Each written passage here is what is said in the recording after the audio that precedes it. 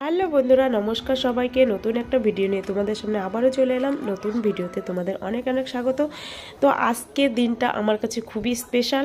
আজকে ছিল শিব চতুর্দশী, আর আজকে আমার কাছে আরেকটা স্পেশাল দিন আছে।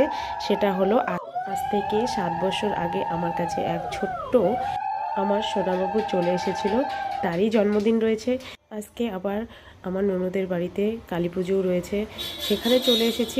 আর আমার ননদের বাড়ির থেকে এই শিব মন্দিরে চলে এসে শিবরাত্রি ব্রত করলাম।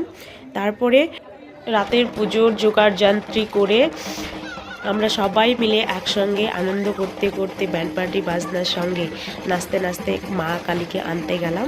দেখো সবাই মিলে খুব আনন্দ করছে আর বাজি ফাটালো। এই দেখো মাকে নিয়ে চলে এসেছি। ওপরে মন্দিরটা রয়েছে বলে এরকম করে আস্তে আস্তে সিঁড়ি দিয়ে উপরে তোলা হলো। তারপরে মাকে বরণ করিয়ে মায়ের আসনে প্রবেশ করাচ্ছে। দেখো দেখতেই পাচ্ছ তোমরা, একই দিনে তিনটে জিনিস, মানে কি বলবো, একদিকে শিব চতুর্দশী, আরেকদিকে এই কালী মায়ের পুজো রয়েছে, তারপর আমার ছেলের বার্থডে রয়েছে। তো সেই জন্য বলেছিলাম কি আজকে বার্থডে করবো না, তো ছেলে কিছুতেই মানছিল না, কান্নাকাটি করছিল, একদম মাথা নষ্ট করে দিচ্ছিল।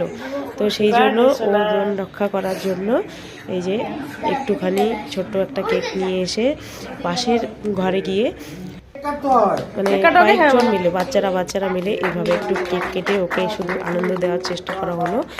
বলেছিলাম যে আজকেও অনুষ্ঠান করা যাবে না, কারণ পুজো রয়েছে, এই সময় কি অন্য কিছু করা যায় বলো।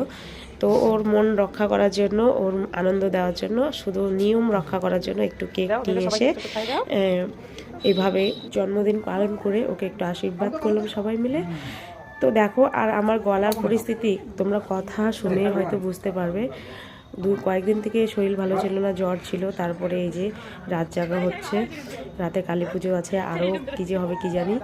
যাই হোক, আমার মিনি ব্লগটা কেমন লাগলো তোমরা অবশ্যই কমেন্ট করে জানিও। আর এভাবেই আমাকে একটু একটু করে যেভাবে ভালোবাসা দিচ্ছ, এভাবেই আমাকে পথ এগিয়ে যাওয়ার জন্য একটু একটু ভালোবাসা দিও সবাই।